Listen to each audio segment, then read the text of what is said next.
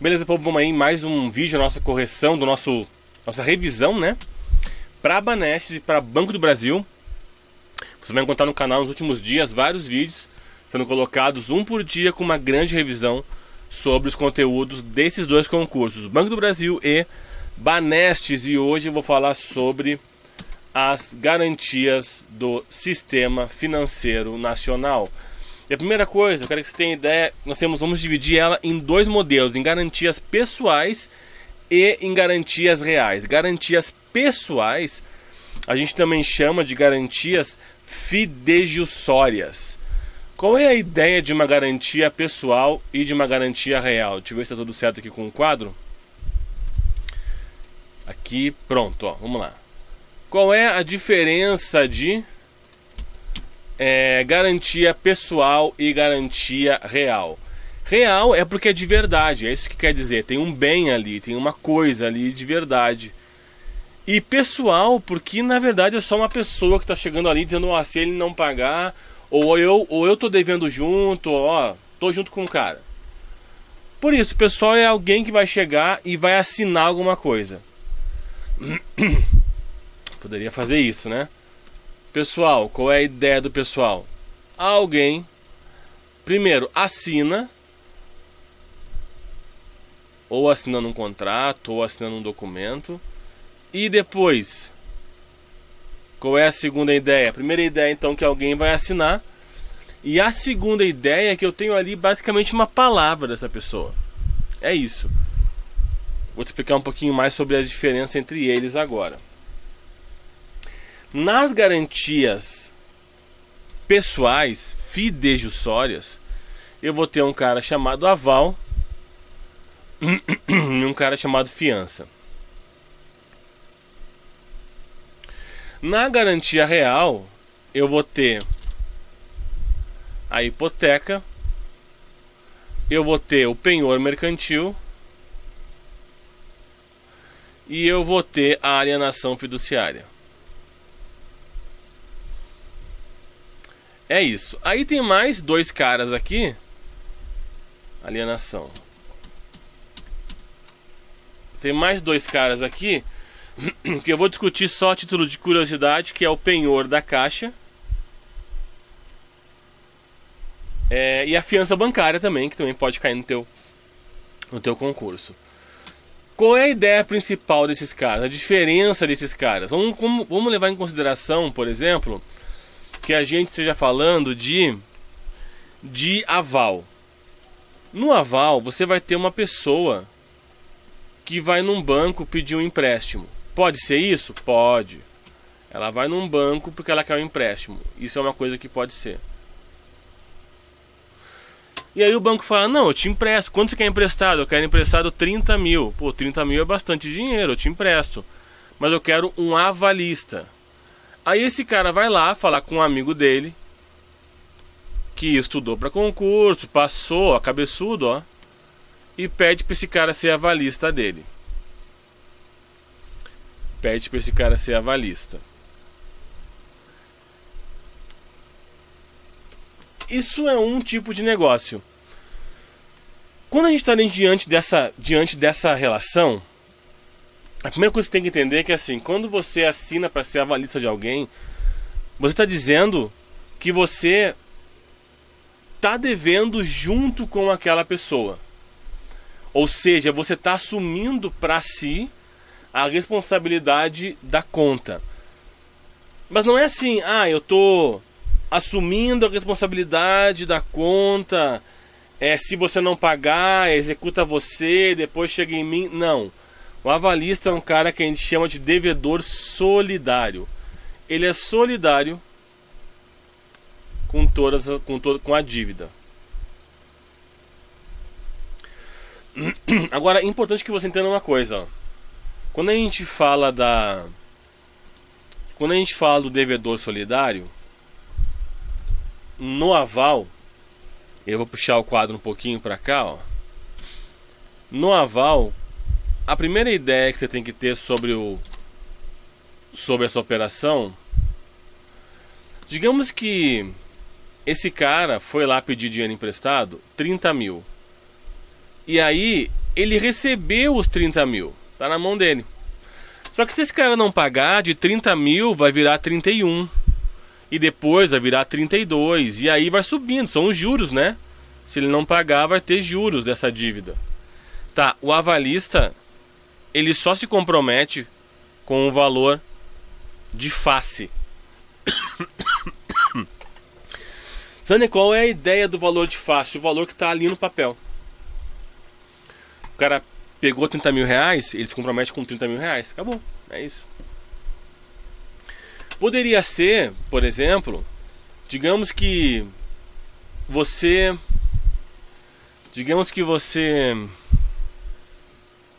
tem uma empresa. Você tem uma empresa. Aí você vai num cara aqui, ó. Digamos que você cria gado, bicho, sei lá. Você vai nesse cara, nessa loja aqui, e vai comprar ração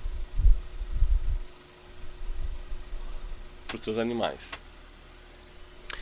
E aí você vai comprar nessa ração, nessa quantidade, e esse cara aqui pode muito bem pegar de você um compromisso de compra, uma duplicata, alguma coisa nesse sentido. Não é um pagamento, é um compromisso de que você vai pagar. Você assinou a duplicata para que ele te desse a ração.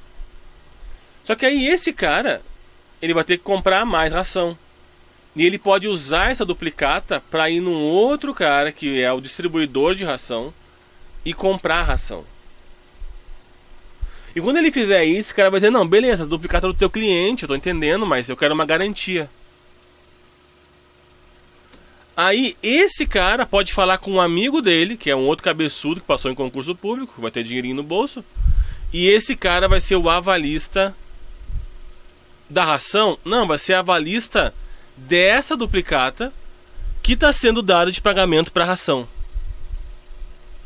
É um avalista desse cara que pegou a duplicata como compromisso de pagamento aqui do primeiro rapaz que foi ali comprar para o sítio dele, para a criação dele. E esse avalista vai assinar atrás desse título, dizendo que, olha, eu me comprometo até o valor do título. Essa é a principal ideia de aval que é importante que você tenha. Primeiro, aval, então, primeira ideia, você não se compromete com tudo que vem acontecer com a dívida, só com o valor de face. Segundo, você tem responsabilidade solidária. Ou seja, não pagou, vou executar o cara e depois chegar em você. Não. Você já está devendo. Você deve junto com... Se você foi aqui pegar um empréstimo, ó, o cara foi pegar um empréstimo no banco. E aí chamou você para ser avalista. Ok? Você topou. No momento que esse cara sair com o dinheiro, você já é um devedor. Esse cara vai pagando, claro, né? Tudo vai dar certo. Mas você já é um devedor, você é solidário com a dívida. Ele não pagou um dia, pode chegar em você, já pode cobrar direto de você. Essa é a principal ideia que eu acho que você precisa ter em relação ao aval. E segundo, acho que é importante também que você tenha em mente o fato de que o aval, ele via de regra não pode ser parcial. Por que via de regra ele não pode ser parcial? Porque você é um devedor solidário, você é um devedor de toda a dívida. Você, avalista, passa a ser devedor com o cara de tudo. Então, via de regra, não dá para ser aval parcial. Aval parcial. Via de regra não, mas tem exceção. Qual é a exceção para que você possa ser avalista parcial de alguém? No caso de letra D, você pode ser avalista de alguém no caso de uma duplicata parcial. Duplicata.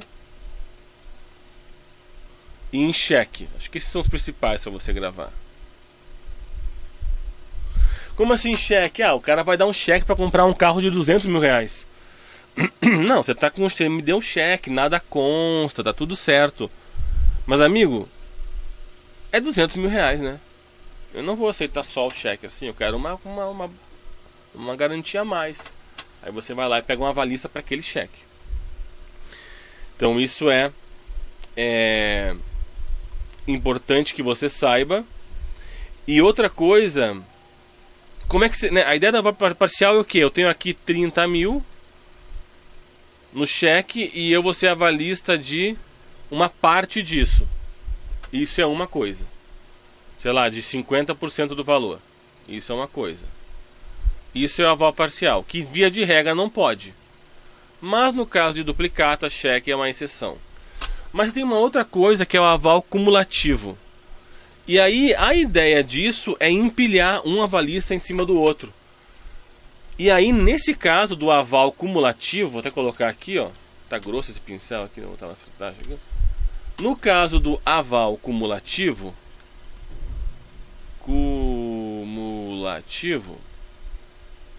a ideia é que eu vou ter uma dívida, ó, peguei dinheiro emprestado aqui, ó, com o banco. Mas aí eu apresentei vários avalistas. Só que esses vários avalistas, eles não vão dividir entre si a responsabilidade. Todos eles são responsáveis solidariamente. Todos esses avalistas. Então aqui, todos solidários com o total, ok? Então acho que isso fecha o papo rápido sobre aval. Eu vou entrar já em fiança. Qual é a ideia de fiança? Também a ideia de uma garantia pessoal. Também essa ideia. O que você vai ficar em mente em relação à fiança? Primeira coisa, eu posso pegar uma fiança. Fiança é um contrato. O que é fiança? É um contrato. Ele pode ser um contrato separado, que é um contrato acessório, ou ele pode estar dentro do contrato principal. Mas fiança nunca é o contrato principal. Por que ele nunca é contrato principal? Porque ele sempre está acontecendo em função de um compromisso. Ele sempre está acontecendo para garantir o pagamento de alguma coisa.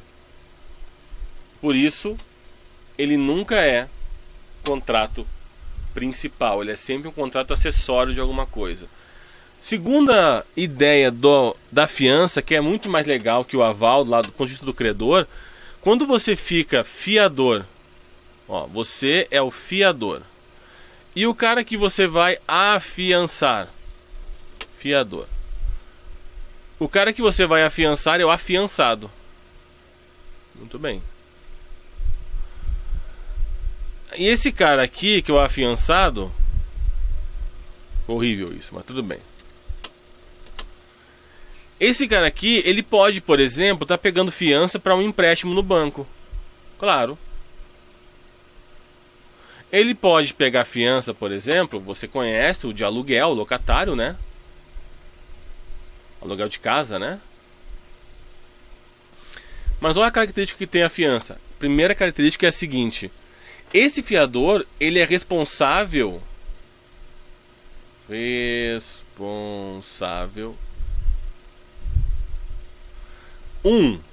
pelo todo. Como assim pelo todo? Eu quero dizer o seguinte: se você atrasar um mês, se você atrasa 2 meses, se você atrasa 3 meses, e isso incide juros, a dívida principal do primeiro mês é R$1.000, do segundo é mais 1.000, do terceiro é mais 1.000, deu 3.000. O contrato, digamos, todo que você pediu emprestado foi R$20.000. O fiador vai ser responsável pelos R$20.000 e todos os juros que possam acontecer aqui. Tudo. Mas tem uma outra coisa. O fiador, isso aqui não é ele não tem uma responsabilidade solidária. Ele tem uma responsabilidade subsidiária. Como assim?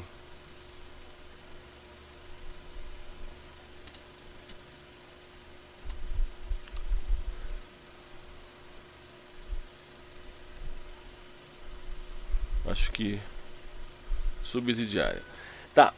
Qual é a ideia da responsabilidade subsidiária? Você só vai acionar o fiador caso Você só vai acionar ele caso o inquilino efetivamente não pague isso. Então, a partir do momento que ele não pagar, você vai acionar o fiador. Ah, e se o fiador não pagar? Você vai executar primeiro o afiançado. Tipo, para ver se ele tem carro, vai na justiça, entrar com uma ação e vai executar o afiançado. Se o afiançado tiver um carro, o carro vai embora. Depois que executa e limpa o afiançado, aí chega no fiador. Subsidiário, ele está por trás. Primeiro momento, você cobra do afiançado. Se ele não pagar, passa para o fiador. Se o fiador não pagar, vai para a justiça.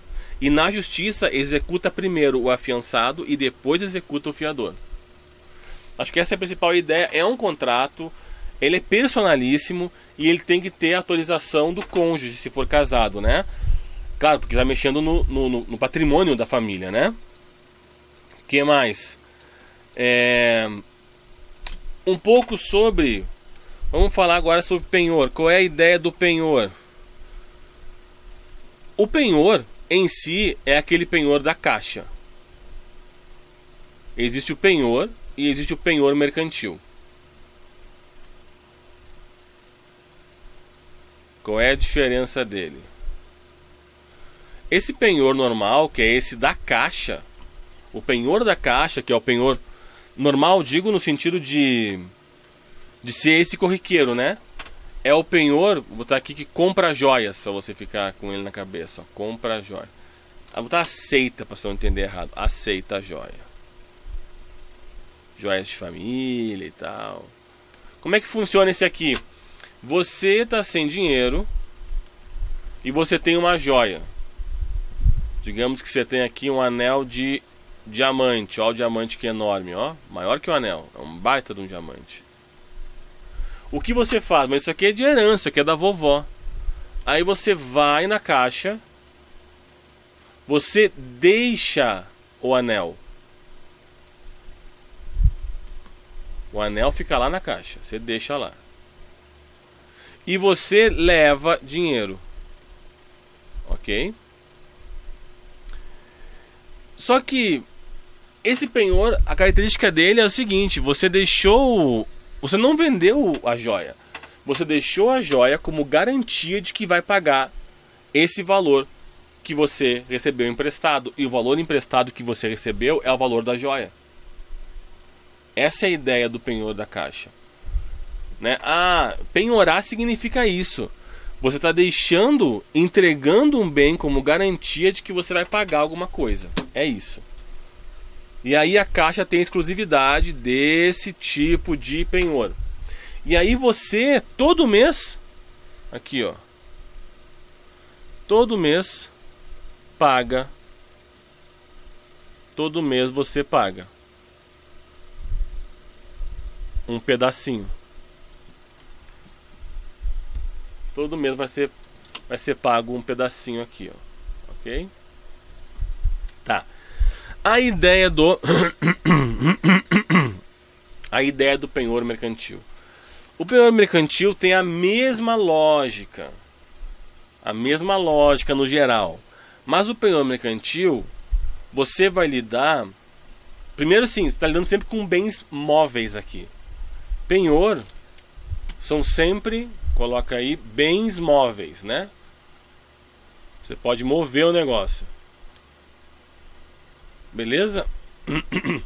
No mercantil, você vai imaginar, por exemplo, uma pessoa jurídica, uma empresa que precisa de dinheiro e essa empresa tem tratores, porque trabalha com isso de alguma forma, trator.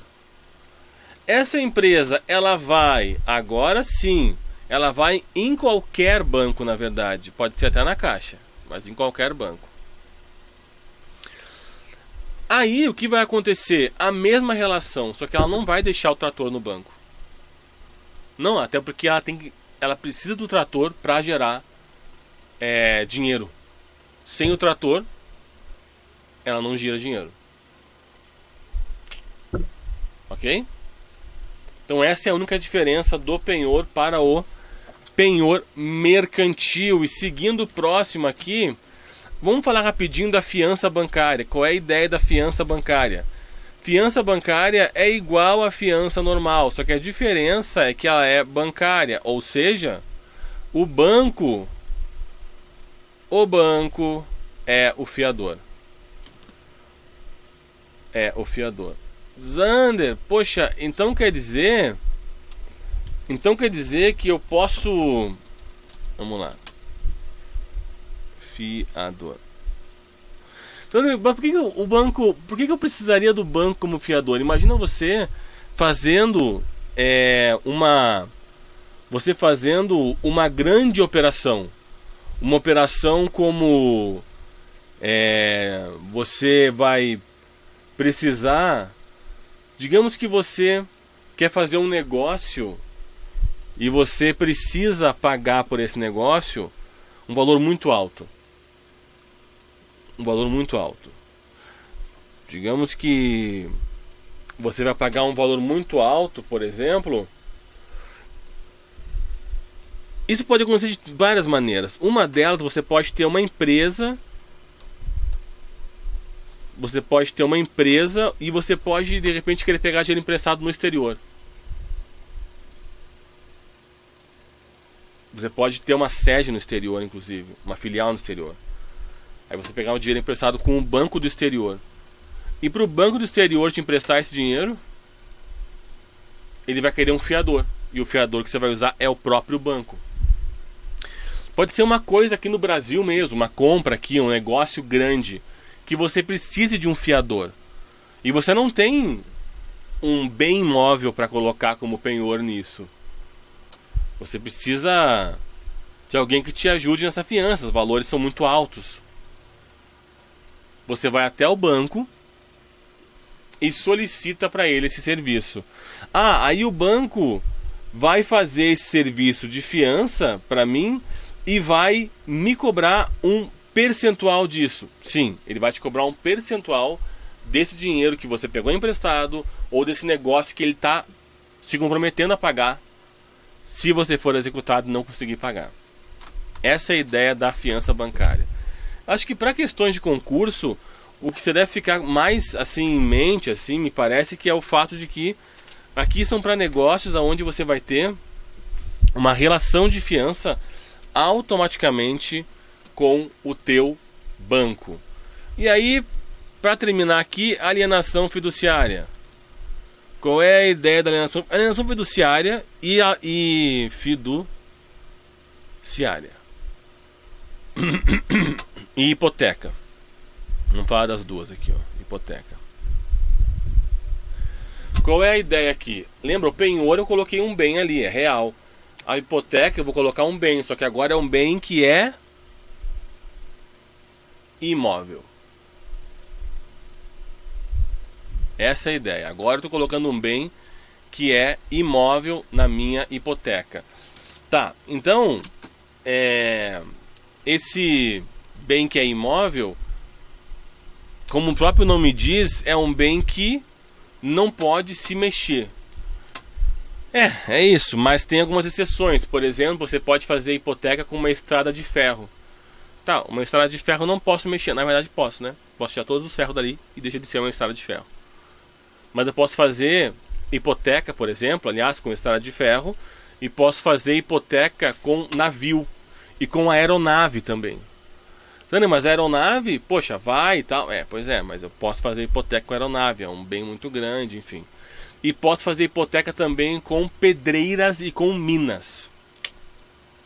Tá. Qual é a ideia que a gente tem para fazer uma análise entre a alienação fiduciária e hipoteca?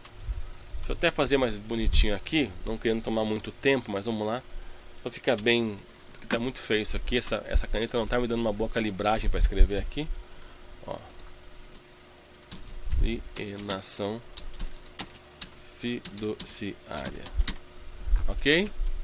Ó. E vamos aqui, hipoteca. Primeira ideia da hipoteca. Primeira ideia da alienação fiduciária. O que acontece na alienação fiduciária? É o que acontece quando você compra um carro, por exemplo. Na alienação fiduciária, ó, o bem adquirido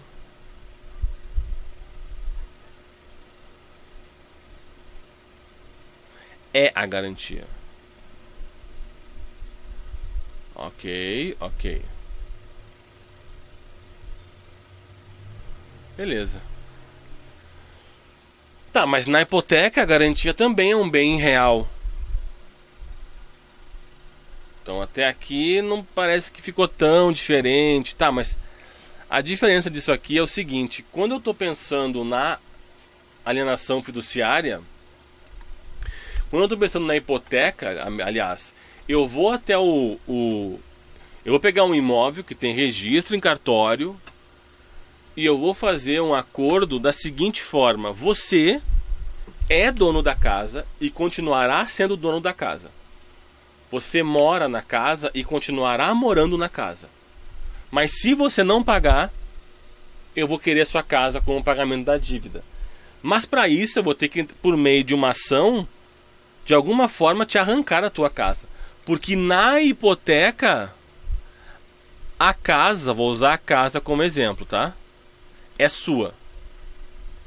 Ela continua sendo sua, posse e propriedade. E se ela é sua, você pode vender. Poxa, eu posso vender? Pode, claro. Na hora de registrar, a pessoa que vai comprar vai ver que tem uma hipoteca ali. E se ela for uma maluca de querer comprar, as coisas vão acontecer. Ela vai pagar a hipoteca, vai dar um jeito. Você pode vender, porque a casa é sua, ela te pertence. Na alienação fiduciária, a casa não é sua, ela não te pertence. Na alienação fiduciária, você tem a posse. Então você vai morar na casa, mas a casa não é tua. Então se você não pagar e o banco quiser te tirar da casa, ele não precisa nem estar na justiça. A casa é dele. Ele tira você da casa. Para tirar de você o carro, não precisa nem estar na justiça. Pelo Detran mesmo já vem uma ordem para tirar de você o carro. Não precisa montar uma ação, ouvir, testemunha, primeiro, recorre, não. Aqui, acabou. A posse não é. A posse é sua, mas a propriedade, ela fica atrelada ao negócio. Não é bem que ela é do banco, mas ela é atrelada ao negócio. Então, acho que essa é a principal diferença que você pode ter em relação a isso. Na alienação fiduciária, você pode fazer uma execução extrajudicial, não precisa entrar na justiça. Na hipoteca tem que ser uma execução judicial. Tá, e aí, se tem que ser uma execução judicial, isso quer dizer então que é mais difícil. É mais difícil. Por isso que a hipoteca ela é mais cara. Por que ela é mais cara? Porque ela tem mais risco. Que risco? O risco de você não pagar e ficar brigando na justiça para me dar a casa. Você não vai crescer da casa, né? Você vai ficar brigando, você há anos para eu rever esse dinheiro. Eu como banco. A alienação fiduciária tem menos risco. E como tem menos risco, é mais barata. Beleza? Beleza. Então, falei de penhor, falei penhor mercantil, falei hipoteca, alienação fiduciária. Acho que encerramos as garantias. Só para fechar então, fundo garantidor de crédito. Qual é a ideia do fundo garantidor de crédito? Já sei, Zander, o fundo garantidor de crédito é aquela entidade que pertence ao governo, parará.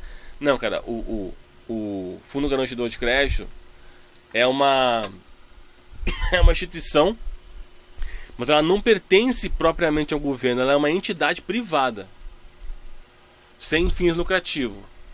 Então, você vai imaginar ela como um grande fundo. Como assim um fundo? Um grande saco que recebe dinheiro. E quem é que coloca dinheiro aqui nesse grande saco? Uma galera. Os bancos colocam dinheiro. As financeiras colocam dinheiro.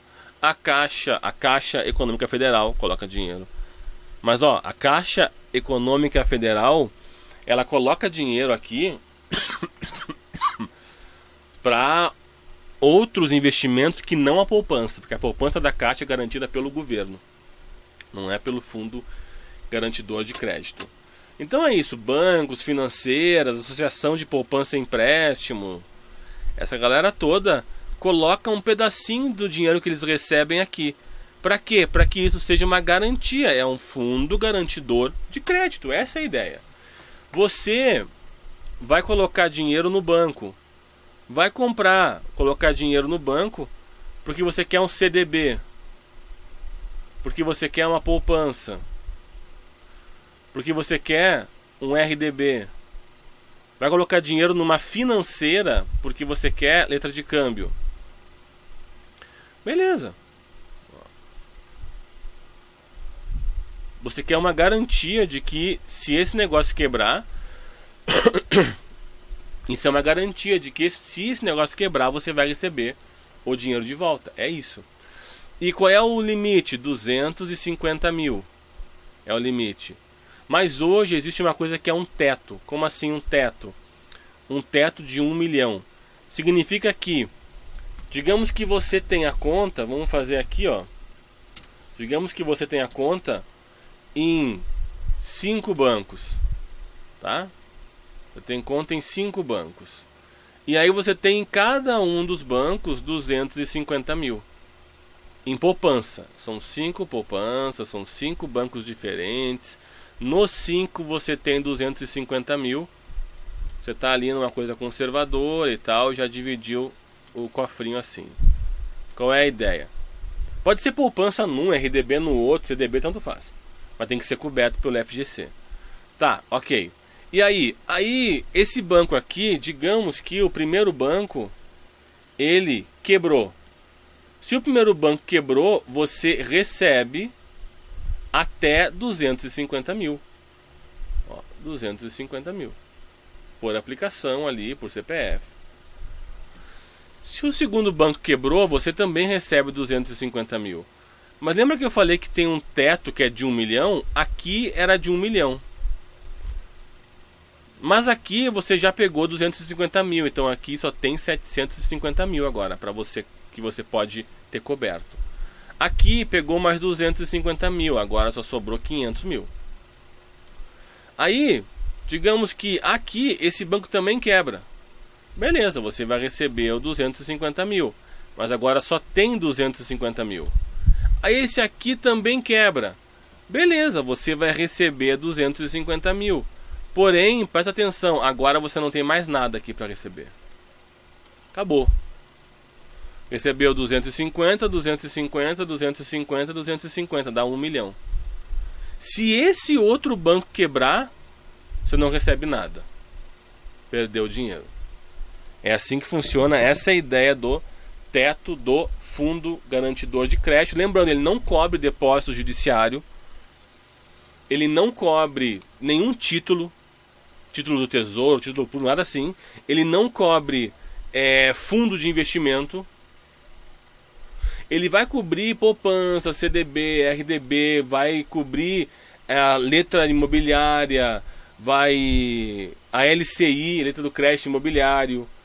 Então ela vai garantir esses investimentos até 250 mil por instituição, por CPF, por conta, a um teto de 1 milhão de reais. E fechou.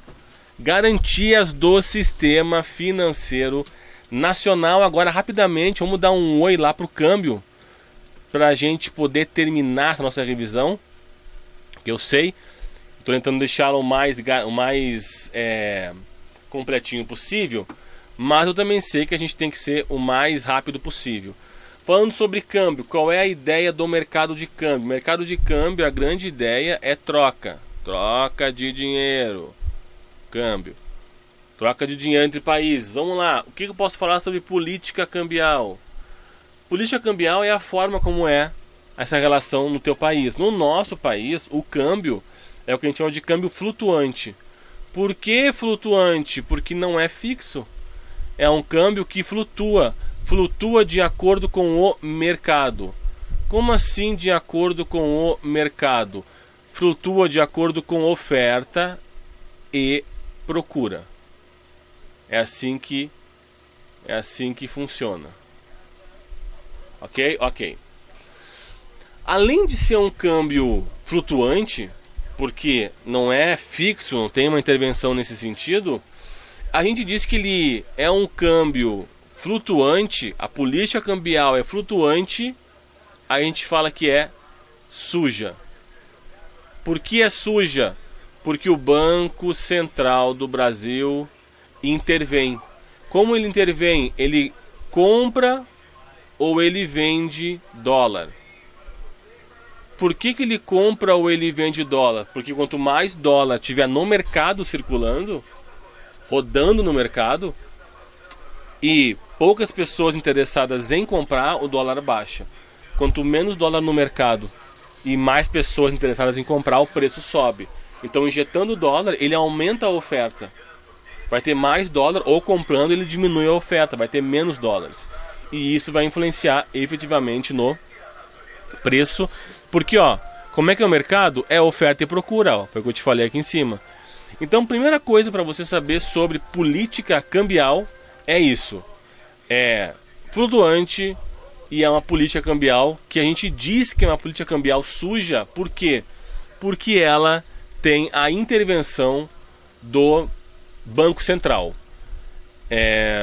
O que mais que eu posso te falar aqui sobre isso?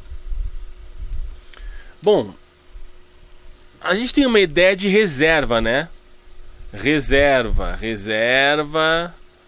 Como assim reserva? Reserva é um barril aqui cheio de dinheiro, um cofre cheio de dinheiro. Mas dinheiro real? Não, dinheiro dólar aqui. Tem as reservas de dólar do país. Quando você vai comprar, por exemplo, dólar, você vai em uma instituição. Você vai até essa instituição e aí você compra o dólar. E quando você compra o dólar, normalmente você pega esse dólar aqui e joga fora do país. Da onde que essa instituição conseguiu o dólar? De alguma forma o dólar veio da reserva. Como assim de alguma forma? Ou esse dólar, essa empresa, para ela nascer com esse dólar de caixa, ela comprou de alguém. Talvez a empresa seja uma corretora, e aí ele comprou de um banco, que eu vou te explicar como isso funciona. Bom, quando você volta de viagem, você vai e você vende dólar para essa instituição. E de alguma maneira esse dólar acaba caindo de alguma forma na reserva. E mesmo que não caia na reserva, está girando aqui no que a gente chama que é a balança. Eu vou te falar sobre isso, como é que funciona. Então, beleza. Essa é a ideia da flutuação do Brasil. E o Banco Central vai ficar atuando nisso.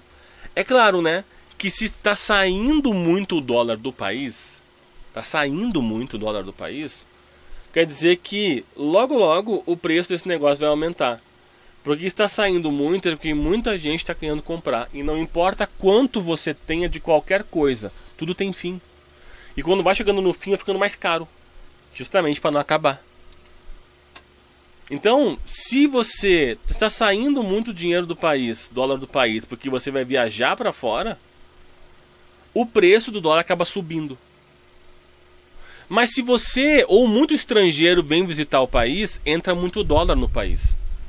E se aumenta muito a reserva de dólar do país, obviamente o preço cai. E por isso que ela flutua.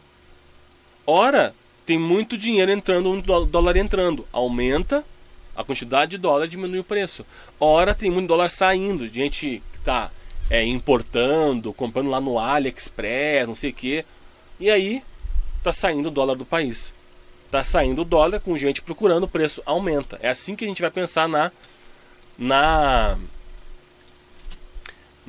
política cambial. Uma política flutuante. Por quê? Porque o Banco Central, ela não é fixa, o governo não diz que tem que ser tanto o dólar. Por que a gente fala que ela é suja? Porque a flutuação não fica inteiramente na mão do mercado. O Banco Central, ele atua comprando ou vendendo dólar. Também fala que é sem banda. Por que é sem banda? Porque não tem assim, o dólar vai estar entre tanto e tanto. Não, a coisa é, não se estabelece nenhum tipo de nesse sentido de obrigação. Tá? E o valor do dólar? O que a gente pode falar sobre o valor do dólar? A gente pode começar falando sobre o valor do dólar primeiro no seguinte: nós vamos imaginar uma relação. Quais são as relações que a gente pode ter com a compra e a venda de dólar? Primeira coisa,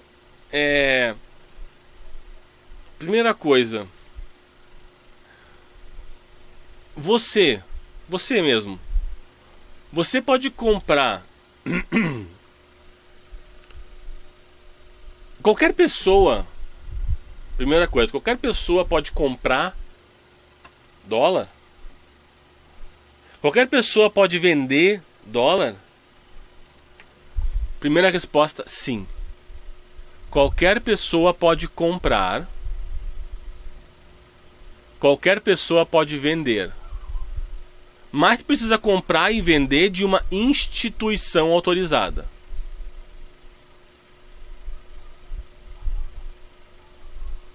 Então essa é a primeira coisa.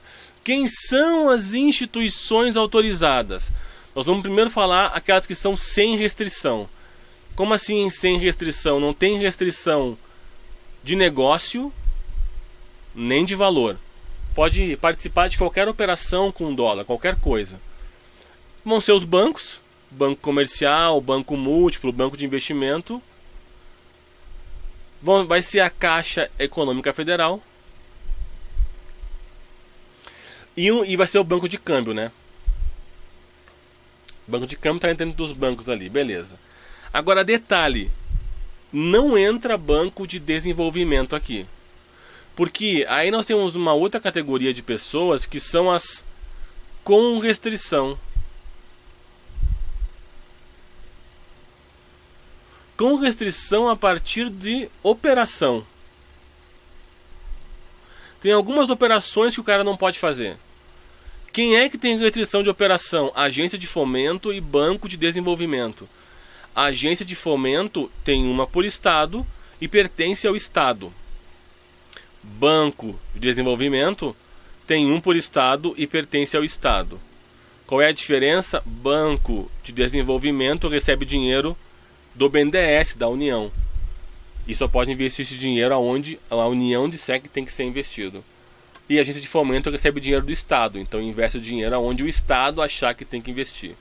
E financeira. Esses caras aqui são limitados a determinadas operações. E nós temos um outro cara aqui, que nem sobrou espaço no quadro, ó, que é um cara que trabalha, vou colocar aqui, ó. Aqui, ó. Restrição de valor. Quem é que trabalha com restrição de valor? Os Correios.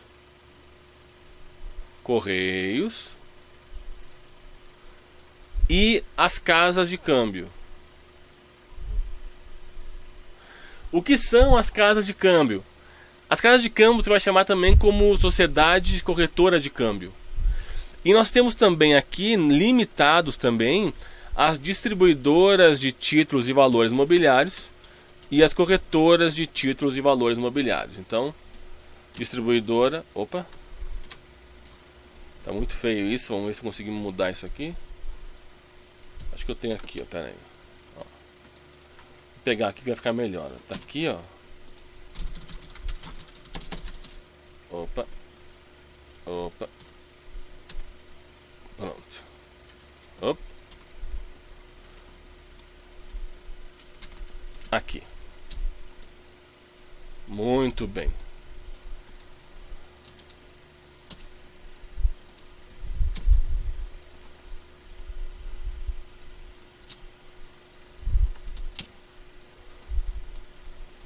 É que eu não estou passando todos os slides para vocês, porque aí vai ficar muito longo, né? Então estou passando só algumas informações. Com restrição, distribuidora de títulos e valores imobiliários, corretora de títulos e valores imobiliários e os Correios. Correios 50 mil, distribuidora 100 mil,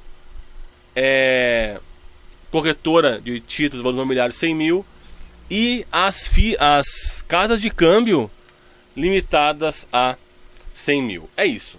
Esses são os caras que podem fazer esse tipo de operação. São eles que podem comprar de você ou vender para você. É isso. Segunda pergunta, você pode fazer essa operação? Você tem algum limite?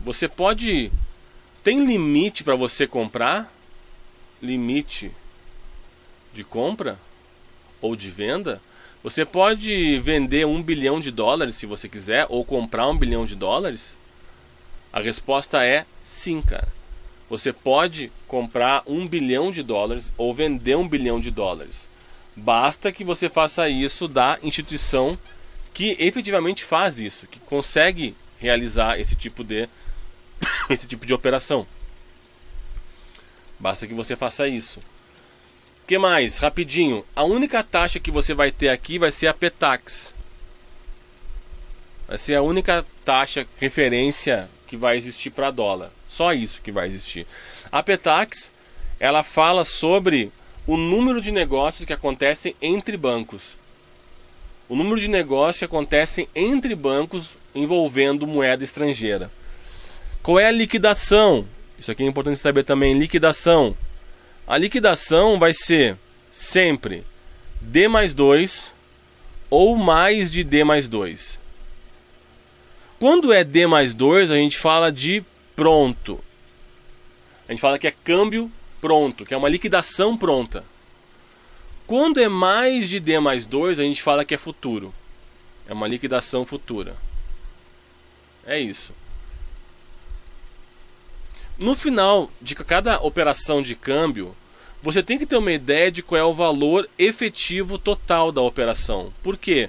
Porque toda operação de câmbio vai envolver alguma coisa. Vai ter a taxa de câmbio, eventualmente pode ser que tenham tributos que estejam nisso, tarifas. Então todo o contrato, se você me falar essa palavra VET, fica ligado nela, porque ele está falando para você justamente sobre essa relação. Aí por último, para fechar aqui, o mercado de câmbio também tem uma relação, uma referência sobre mercado primário e mercado secundário. Só que no mercado de câmbio, você vai pensar em mercado primário, não a primeira vez que o dólar rodou na economia, não. Mercado primário é quando o dólar entra ou sai do país. Por exemplo, uma empresa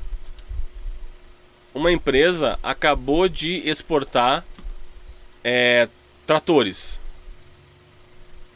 Beleza, essa empresa vai receber em dólar. Entrou dinheiro, beleza, é mercado primário. Tá tudo certo. Saiu o dinheiro do país, é mercado primário. Você comprou dólar para sair no país, você comprou no mercado secundário e quando está saindo é mercado primário. Como assim? Vamos lá. Aliás, mercado secundário, para não ter confusão então, é que você vai dizer você quem, né? Você, pessoa física, você compra e quando você compra para sair do país já é mercado primário. Você, pessoa jurídica, que eu vou te explicar agora. Mercado secundário, qual é a ideia? Mercado secundário, a ideia é que esse câmbio, essa moeda, seja a relação do dólar entre instituições financeiras.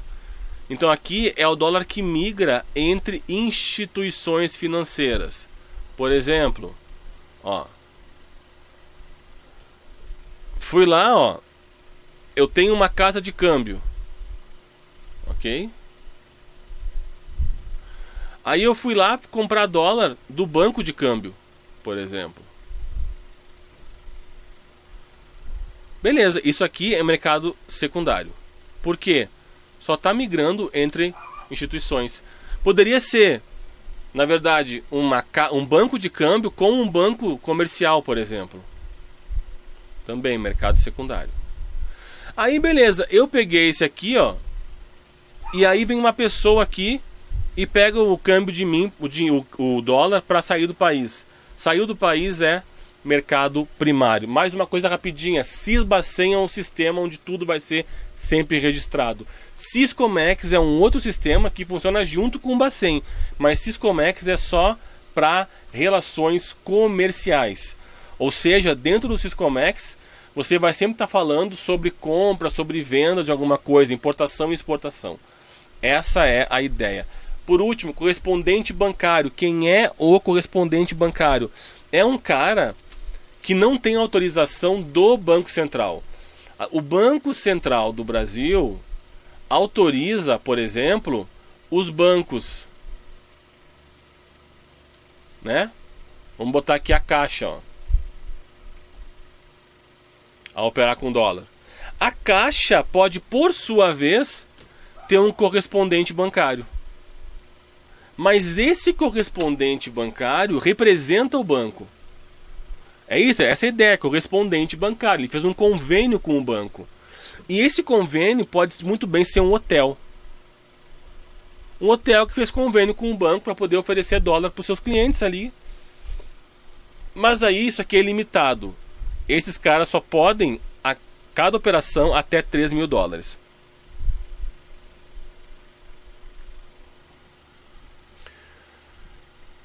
E quem é responsável perante o Bacen em relação a esses caras é o próprio Banco Central. Aí rapidinho, qual é a ideia de câmbio sacado? Câmbio sacado é a mesma coisa, é a mesma ideia de você tem que sacar, ó, sacado, precisa sacar. Da onde que você saca? Você saca da conta corrente. Câmbio sacado é aquele câmbio que vai em conta corrente, ou crédito ou débito. Aí nós temos um outro cara que é o câmbio manual. Também pode ser chamado de câmbio em espécie. Ó, aqui já falou, ó, espécie quer dizer que é dinheiro na mão. Ah, então eu posso pegar $1 milhão em dinheiro na mão com um câmbio manual? Não, o câmbio manual ele é limitado até 10 mil reais. Reais você falou? Sim, eu falei reais, 10 mil reais. Mas eu estou comprando dólar? Sim, você pega e faz a conversão. É até 10 mil reais. Reais. Mais do que isso tem que ir em conta. Por quê? Por causa da lavagem de dinheiro, né? Por causa da lavagem de dinheiro que eu nem vou conseguir abordar nesse tema aqui, nesse vídeo, que vai ficar muito longo se eu abordar a lavagem de dinheiro. Eu acho que isso aqui ficou legal. Existe uma coisa que é a balança de pagamento, que é como o governo controla o fluxo de moeda estrangeira que entra. Na verdade, toda transação é sempre... Qualquer transação com moeda estrangeira é registrada sempre no país. Qualquer coisa. E aí tem um registro de transação em conta corrente e em conta de capitais. Conta corrente é envolvendo balança comercial, envolvendo contas de transferências unilaterais. Contas de capitais é quando você, por exemplo, vai participar de alguma coisa e compra ações na Bolsa de Nova York. Ou quando alguém da Bolsa de Nova York vem aqui, um americano vem na nossa Bovespa para comprar nossa ação aqui. Está entrando dólar ou saindo dólar por meio de uma conta de capitais. E aí, meus amigos, eu acho que por enquanto é isso. Lembra, ó, rapidinho, o Siscomex então. Siscomex é um sistema voltado para o comércio. É isso aí. O Siscomex, ele é integrado Siscomex. Ele informa as operações que acontecem aqui. Você vai comprar um trator no exterior, por exemplo. Vender um trator para o exterior. Ele informa para o Banco Central do Brasil. Ele informa para a SESEX, que é a Secretaria de Comércio Exterior. E ele informa isso aqui para a Receita Federal. A ideia é justamente essa, poder ter um controle do que está acontecendo. O Sisbacen registra toda e qualquer operação. Toda operação tem que ter registro, mesmo que você compre um único dólar. Sempre tem que ter registro. Contrato é que vai ter uma limitação de valor. Por último, dólar paralelo não existe. Não existe dólar paralelo, também não existe dólar turismo. São só... dólar turismo é só uma média do que saiu de dólar do país. Eu acho que é isso. O mais rápido que eu pude fazer. E já ficou super longo, eu vou ficar por aqui. Por enquanto, muito obrigado. Na semana eu vou fazendo mais alguns vídeos aí pro Banco do Brasil, né? Talvez você pare essa revisão, deixe ela menor e tal, menos pedaços, né? Para que fique mais rapidinha, para que você possa de fato assistir. É isso, vai para a tua prova amanhã, tranquilo. Vai de boa na tua prova. O que você tinha que saber, você já sabe. Mesmo a tua ideia aqui não seja... Mesmo a tua ideia aqui, nessas revisões, não sendo aprender, não é para isso que a gente faz a revisão. Ah, eu vou fazer a revisão para que você aprenda tudo. Não, não é para isso que eu faço a revisão. Não é essa a ideia da revisão. É para você relembrar e eventualmente te passar alguma coisa que de repente tenha ficado fora do teu estudo, que eu possa te chamar a atenção e que tente não demorar tanto tempo assim. Essa é a ideia dessa revisão. Mas o que importa é que você entenda que você está em uma caminhada. Ou seja, você está agora realizando esse concurso, vai fazer uma excelente prova, vai ser aprovado, nomeado, e se não for nesse, você vai aproveitar todo esse conhecimento para um próximo. Vai com tranquilidade, vai com calma, leva uma água, não come nada estranho de hoje para amanhã. Leva um chocolatinho, uma bolachinha, alguma coisa para você comer lá. Leva a caneta preta maldita colorida. Transparente, quer dizer. Não leva caneta com cor, transparente. Não leva azul, leva preta. Tá? O que mais que eu posso te falar?